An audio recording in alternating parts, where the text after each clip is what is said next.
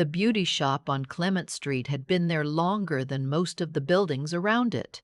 Miss Ida had run it for 31 years, and when she finally retired and handed me the keys, she said the same thing she always said. "This place has ears, baby. Let it listen." I didn't know what she meant until the Tuesday my daughter-in-law walked in with my son and sat down in the waiting chairs like they owned the place. That was 3 weeks before everything fell apart. My name is Roberta. I am 64 years old. I have owned a hair salon in the Richmond district of San Francisco for 11 years. I have one son. His name is Leon. I raised him by myself after his father, Edmund, passed from a heart attack when Leon was 9. I did not remarry. I did not need to. Edmund left me the house on Willard Street, a little money, and the insurance policy he had been quietly paying for 14 years without telling me. He was that kind of man, quiet, careful, always thinking 2 steps ahead. Leon was not that kind of man. I want to be fair. He wasn't always the way he became. When he was young, he was tender. He used to bring me wildflowers from the park on Sundays. He cried at movies. He called me every night, his first year of college, just to hear my voice before he slept. I held on to that boy for a long time, even as the man he turned into started making me uneasy in ways I couldn't name. He married Tanya 6 years ago. She was polished, always put together. Nails perfect, voice smooth. The kind of woman who says the right thing in the right tone, so you can't quite figure out if she's being kind or condescending. I told myself I was being unfair. I told myself I was one of those mothers. I bit my tongue at Sunday dinners and smiled until my face hurt. Edmund's house on Willard Street had been appraised at just under $900,000. This was a fact I had mentioned once, exactly once, at Christmas dinner 4 years ago when Leon asked about my retirement plans. I didn't think much of it at the time. I was just talking, the way you do with family. I should have known better. The Tuesday they came into the shop together, I was finishing up Mrs. Ellington's press and curl. She was 82 and came in every 2 weeks and always brought me a slice of her sweet potato pie wrapped in foil. I looked up and saw them through the mirror. Leon was holding the door open for Tanya. She walked in first. She always walked in first. They said they just wanted to have lunch with me. Leon said he missed me. Tanya said the shop looked wonderful, which she had never said before in 11 years.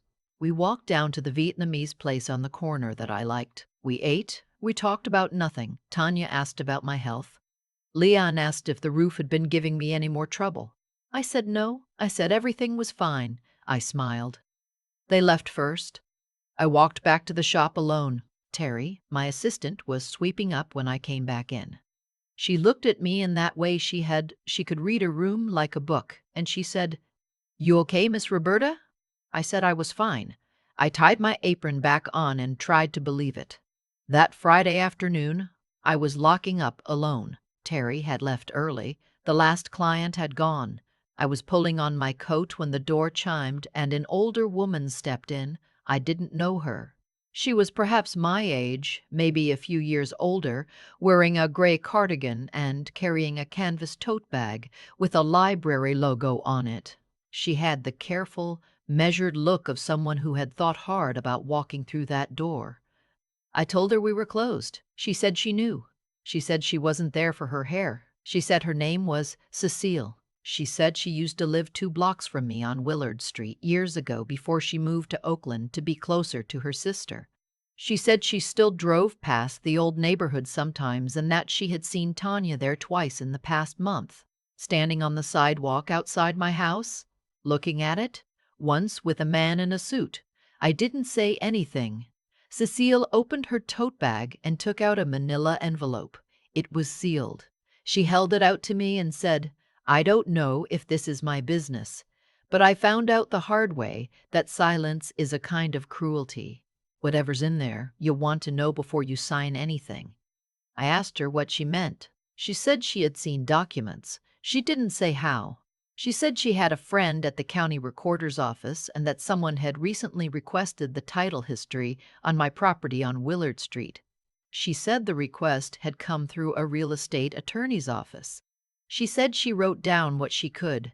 She put the envelope on the counter and left. She didn't give me a phone number. She didn't ask for anything. I stood there in my empty shop for a long time before I picked it up. I didn't open it that night. I took it home and put it on the kitchen table and made myself a cup of chamomile tea and sat across from it like it was something alive. The house was very quiet.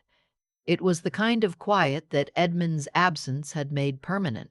11 years, and I still sometimes turned toward the bedroom expecting to hear him moving around. I thought about calling Leon. I picked up the phone twice. I put it down both times. I opened the envelope around 9 o'clock.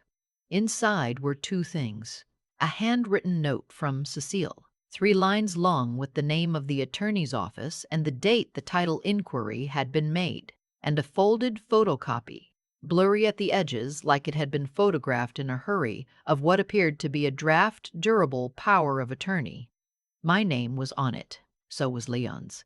The document would give Leon the authority to make financial and property decisions on my behalf in the event that I was unable to manage my own affairs. There was a line at the bottom for my signature. It was blank. There was a date typed at the top: 2 weeks from now. I sat with that paper for a long time. My tea went cold. The refrigerator hummed. Outside, a car passed slowly down Willard Street, its headlights sweeping across the wall. I was not sick. I had not asked for a power of attorney. I had not spoken to any attorney. The document existed anyway. The next morning, I did not call Leon. I called Edmund's attorney instead. His name was Mr. Ibarra. He had handled Edmund's estate, and I had not spoken to him in years, but he picked up on the second ring, and he listened without interrupting while I told him everything. When I finished, he was quiet for a moment, and then he said, "Roberta, don't sign anything. Don't discuss this with your son yet. Come in Monday morning." I asked him if I should be scared. He paused before he answered. He said, "I think you should be careful. There's a difference." I tried to hold on to that difference all weekend. Leon called Saturday morning. He said he and Tanya wanted to come for dinner Sunday. He said Tanya had been learning to make my sweet potato pie recipe and wanted to try it out on me. He laughed. He sounded easy, relaxed, the way he always sounded when he wanted something. I said yes. I said I'd have the table set by 6. I spent all of Saturday morning going through Edmund's filing cabinet in the back bedroom. I had not opened it in years. Edmund had been meticulous. Everything labeled, everything dated, in manila folders, with tabs he had typed out on an old label maker. I found the deed to the house. I found the original will. I found an insurance policy I hadn't thought about since probate. And at the back of the bottom drawer, in a folder labeled simply "For Roberta," I found a sealed envelope with my name on it in Edmund's handwriting. I sat down on the floor of the back bedroom. The letter inside was dated 8 months before he died. Edmund had known his heart was not right. He had not told me. He had instead written me a letter. Most of it was private. Most of it will stay that way. But there was one paragraph near the end that I have read so many times I could recite it in my sleep. He wrote, "If anyone ever tries to take this house from you, call Daniel Ibarra first and ask him about the codicil. I added it last spring. He knows what to do. I trust him with you the same way I trusted him with me." I pressed that letter against my chest and sat on the floor of that bedroom for a long time. Sunday dinner was the strangest meal I have ever sat through. I made chicken and rice and collard greens. I set the table with the good placemats. Tanya's sweet potato pie sat in the center in my grandmother's dish, and I told her it smelled wonderful because it did. I meant that part. We ate. Leon talked about a project at work. Tanya talked about a neighborhood in the East Bay where housing prices were rising. She mentioned it twice. The second time, she looked at me in a way I recognized. The way you look at someone when you're measuring them without wanting them to know you're measuring them. After dinner, Leon helped me clear the table. We were alone in the kitchen. He put his arm around my shoulder and said, "Mom, I've been thinking. With everything getting more expensive, I just want to make sure you're protected. Tanya and I have been talking to someone, just exploring options, nothing serious." I said, "What kind of options?" He said, "Just planning, in case something happened to you. So everything would be taken care of." I said, "I see." He said, "I found someone who could walk you through a power of attorney. Just a formality. It would give me the ability to help you if you ever needed it." I kept my hands busy drying a dish. I did not let my voice change. I said, "That's thoughtful, Leon. Let me think about it."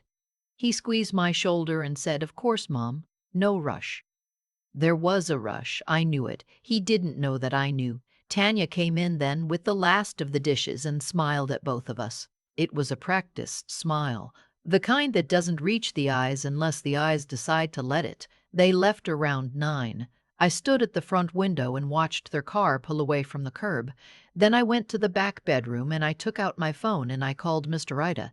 Ibarra's emergency line, the one he had given me on a small card all those years ago and which I had kept in Edmund's filing cabinet without knowing I would ever need it. He answered on the third ring. I told him Leon had asked me directly. He said, "Good. Now I know the timeline." Monday morning, I sat across from Mr. Ibarra in his office on Market Street, and he told me about the codicil. Edmund had added it to his will 18 months before he passed. He had done it quietly, without telling me, because he said in the letter he left for Mr.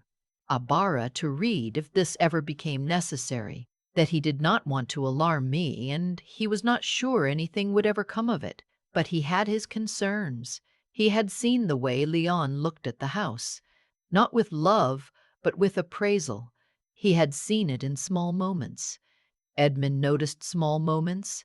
The codicil placed the house on Willard Street into a trust. The trust was administered by Mr. Ibarra. I was the sole beneficiary and had full right of occupancy and use for my lifetime. After my death, the house would pass to a charitable foundation of my choosing. It could not be sold, transferred, or encumbered by any power of attorney, whether durable or otherwise, during my lifetime, unless I appeared in person before Mr. Ibarra and 2 witnesses and signed in full knowledge of the terms. No document Leon brought me could touch it. Mr. 2. Ibarra slid a copy of the trust across the desk. I looked at it for a long time.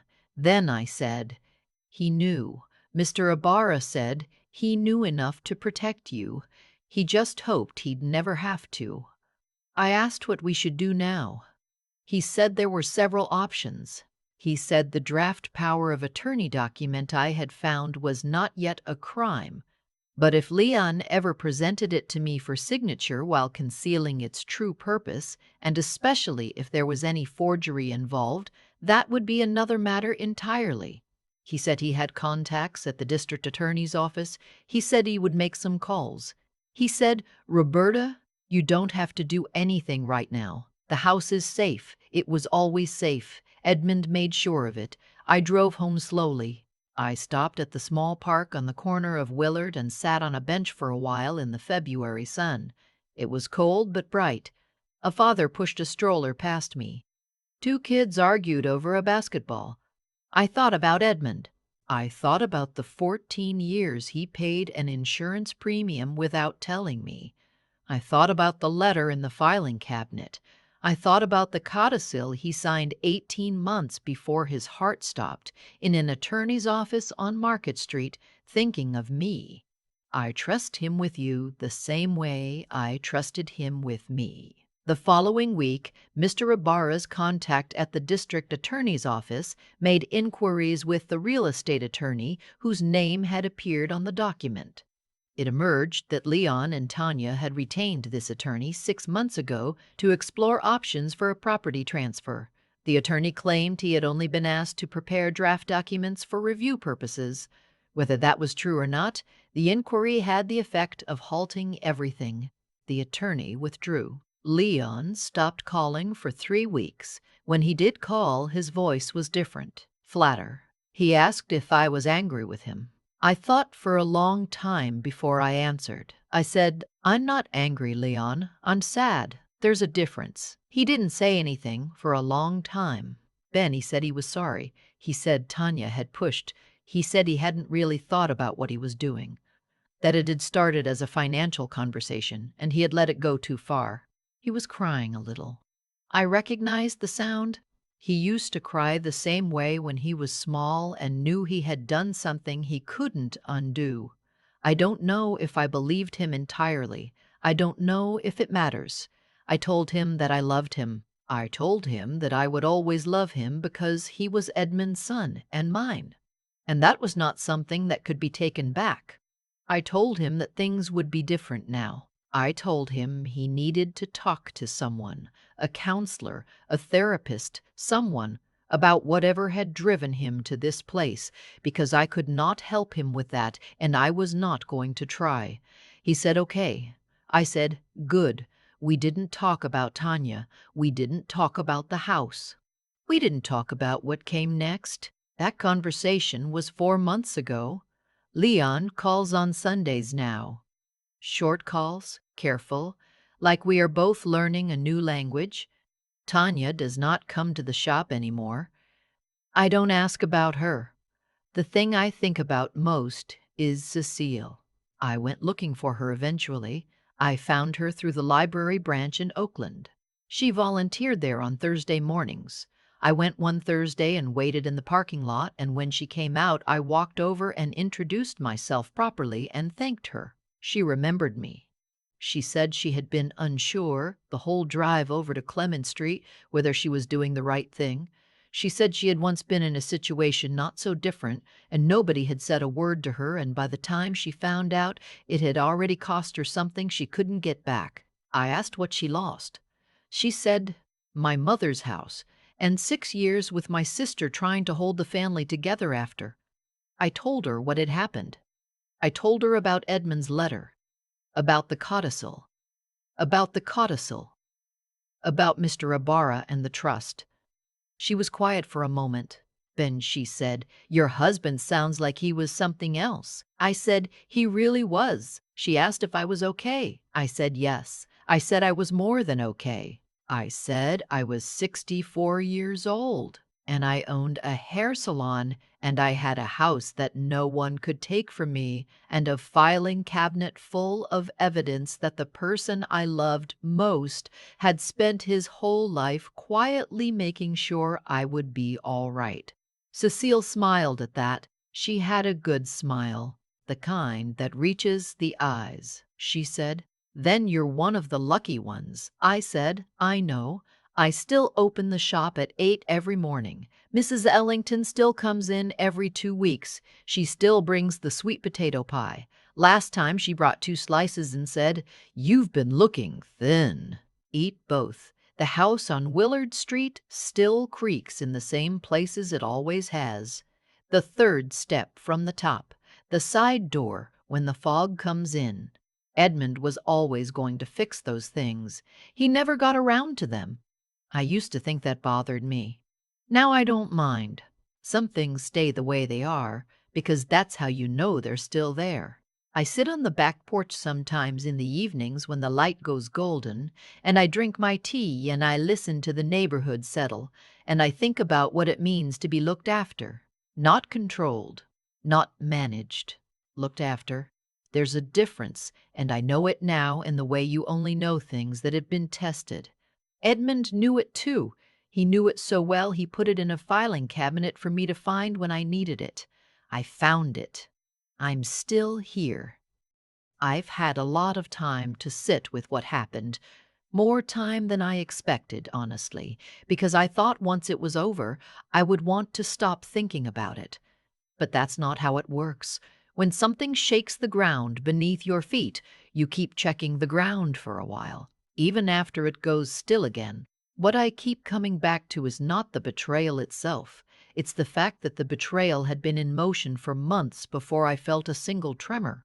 Leon and Tanya had sat across from me at Sunday dinners. They had hugged me at the door. Tanya had asked about my blood pressure and whether I was eating enough. And the whole time, somewhere in the background, there were documents with my name on them that I had never seen and never agreed to. That is a particular kind of pain, not the sharp kind, the slow kind that spreads. But here's what I have come to understand, and I don't say this lightly: the choices Leon made did not come from nowhere.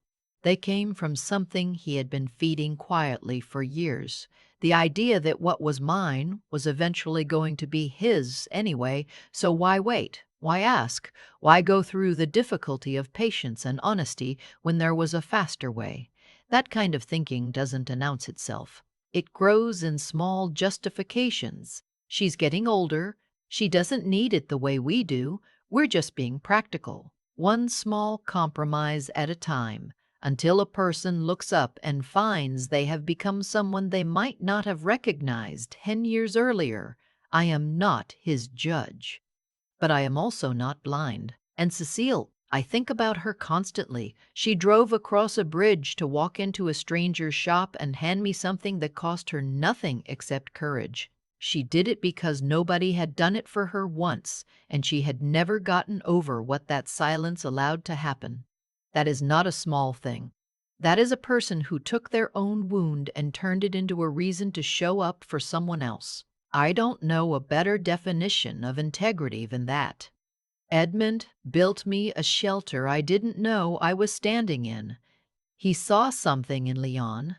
Not malice, maybe, not even certainty, but a possibility he wanted to close off. He did it without drama, without confrontation, without ever making me feel like I needed to be afraid. He just went to a lawyer's office one spring afternoon and made sure. That is what it looks like when someone loves you with their whole mind, not just their heart. What I want to say to anyone listening is this: the people who want to take from you will almost always come wearing a familiar face. They will use your love against you because your love is the most accessible thing you have. The protection against that is not suspicion. Suspicion poisons everything it touches. The protection is knowledge. Know what you own. Know what you signed. Know who you trust with the things that matter. Keep your own records. Read your own documents. Don't let anyone make you feel that staying informed is somehow distrustful or difficult. Wisdom is not complicated. It is just attention, paid consistently over a long time. I'm 64. I own my salon. I own my house. I have a filing cabinet full of evidence that I was loved well. And I wake up every morning and open the shop at 8 o'clock, and Mrs. Ellington comes in every 2 weeks and brings me pie and calls me baby, and I stand behind my chair and do the work I was trained to do. That is enough. That has always been enough.